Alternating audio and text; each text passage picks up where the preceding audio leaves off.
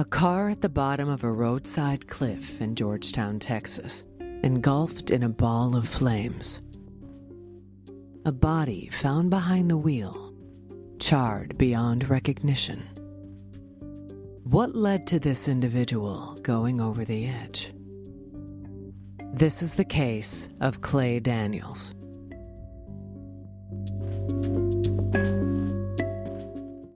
Hi, everyone, and welcome to episode 5 of Crime Cave. I'm Christy, and this case ranks up there with one of the most bizarre ones I have ever heard of. This is the case of Clay Daniels.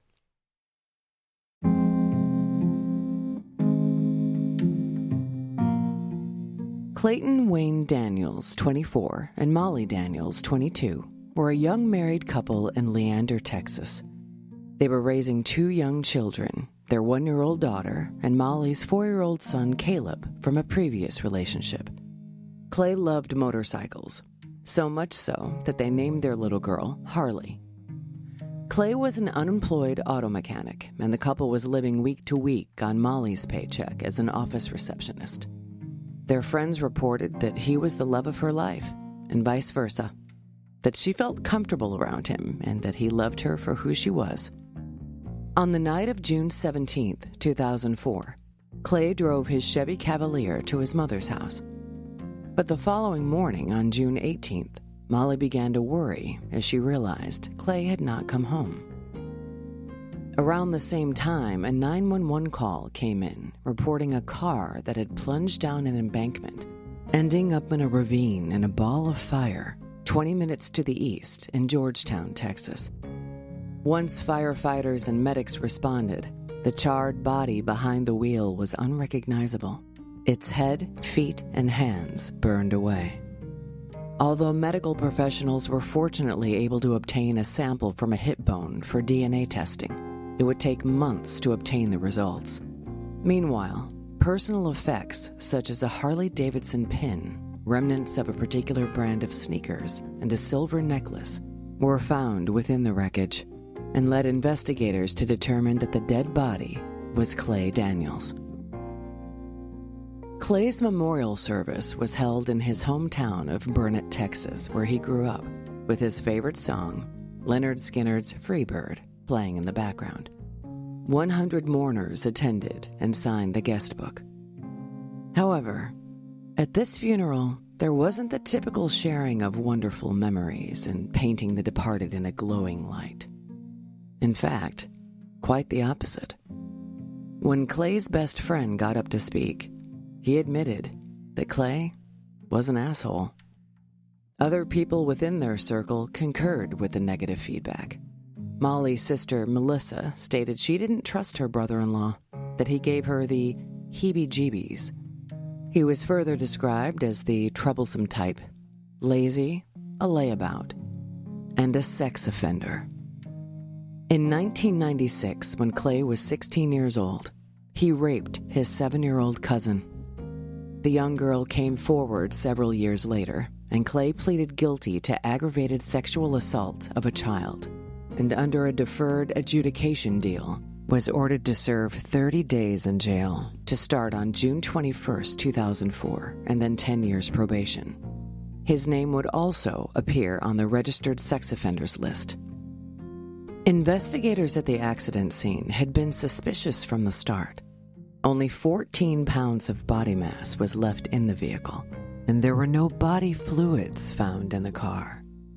Corporal William Talamentes of the Texas Department of Public Safety had seen hundreds of motor accidents in his career spanning 2 decades, and he made some bizarre discoveries. There had been no corrective action taken just before the crash. The hottest spot of the fire was the driver's seat, and testing of the debris within the car came back positive for charcoal starter fluid, proving that the fire was intentionally set. Corporal William theorized somebody had killed the victim before stuffing him in the Chevy and rolling the car over the cliff.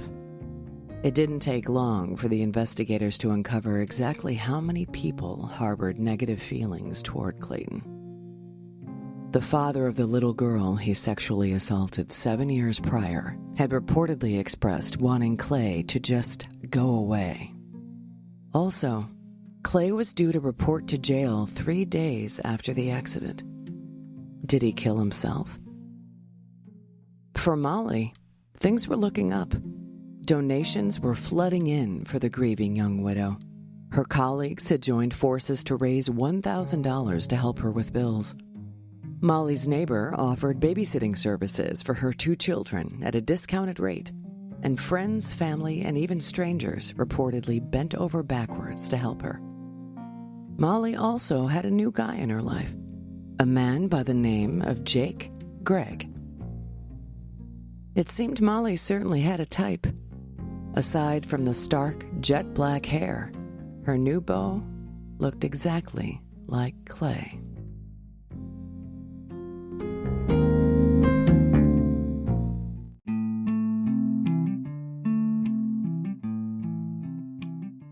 Now, as a sane, level-headed crime cave listener, you might be thinking, perhaps the universe stepped in to rid Molly of her sex offender husband. She had the emotional support and generosity of family and friends, and she was waiting on a $110,000 payout from Clay's life insurance policy. However, the DNA results finally came in 5 months after the incident. The body in Clay's Chevy Impala was not Clay Daniels. But if it wasn't him, who was it? And where was Clay?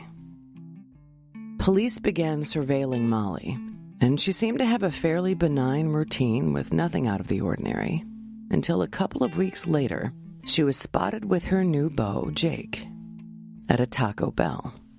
Investigators approached the couple sitting at a booth.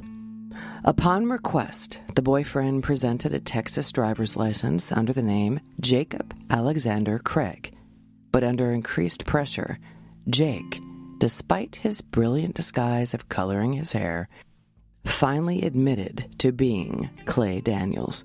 Molly insisted she only found out Clay was actually alive when he showed up at her house suddenly a few weeks earlier. So who was the dead person behind the wheel of the burning car? Clay refused to divulge any information as to who that person was. However, it didn't take long for Clay to brag about his scheme to fellow inmates. Clay admitted that when he was faced with a 30-day jail sentence, he and Molly concocted a plan to fake his own death, collect the insurance money, and start over. They looked through relatively recent obituaries and decided to dig up a corpse to use in their scheme. They chose a woman named Charlotte Davis, who passed away 6 months earlier at the age of 81 and was buried in Pebble Mound Cemetery, in an area used for people who can't afford a burial plot or have little or no family. They dressed Charlotte's body in tennis shoes, jeans, and a baseball cap with a fishhook attached. They also tossed in some of Clay's belongings, the silver necklace and the Harley-Davidson pin.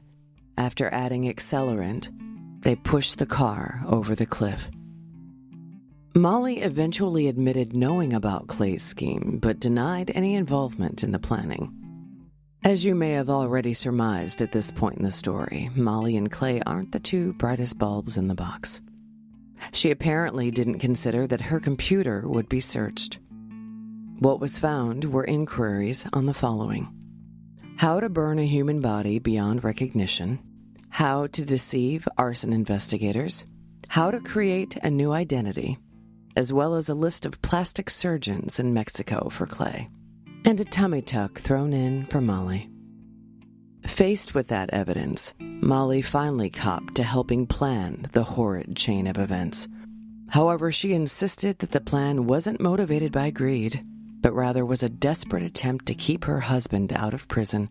She said it was about keeping our family together, that she believed the legal system had railroaded Clay, and that a good man like him could have never molested a child. She explained that she wanted him to continue as a stay-at-home dad without any limitations on where they could live, and that's why they hatched the insurance fraud plan. Prosecutor Jane Starnes described the crime as ghoulish and horrific. and that Clay's motivation was a reluctance to go to jail and be memorialized on the registered sex offender list. Clay pleaded guilty to arson, desecration of a cemetery, and insurance fraud in 2006. A Burnett County court sentenced him to 45 years for the 3 convictions, to be served alongside the 20 years for a probation violation on the aggravated sexual assault. He is serving his sentence at the Daniel Webster Wallace Unit in Colorado City. Molly pleaded guilty to insurance fraud, arson, and desecration of a cemetery, and was sentenced to concurrent prison terms of 15 and 10 years. Molly also got 20 years for insurance fraud and hindering her husband's apprehension. Now, we can only imagine the amount of psychological trauma inflicted on her 4-year-old son, Caleb, when she brought home her new boyfriend, Jake, who just happened to look exactly like his dead father. Fortunately, Molly's family stepped up and took custody of her 2 small children. Finally, the real victim in this case was Charlotte Davis. Although Molly had stated in court that they selected a corpse of someone who was older because they felt that there would not be much family impact, if any, Molly was wrong. Charlotte's former caretaker testified in court that the grave desecration made her heartsick. Charlotte did have people who loved and cared about her. Molly served at least 12 years of her sentence and exited prison sometime after 2016. She is reportedly keeping a low profile.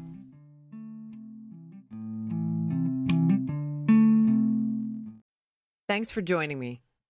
This episode of Crime Cave has been brought to you by Fortress Defense Consultants, providing security consulting for educational institutions, corporate facilities, and houses of worship, as well as pepper spray, situational awareness, and defensive firearms training for police and private citizens. Find Fortress on the web at fortressdefense.com. Contact Fortress directly at 708-522-8060 or email them at info@fortressdefense.com. Avoid being the subject of a future episode of Crime Cave. Train with Fortress today. Until next time.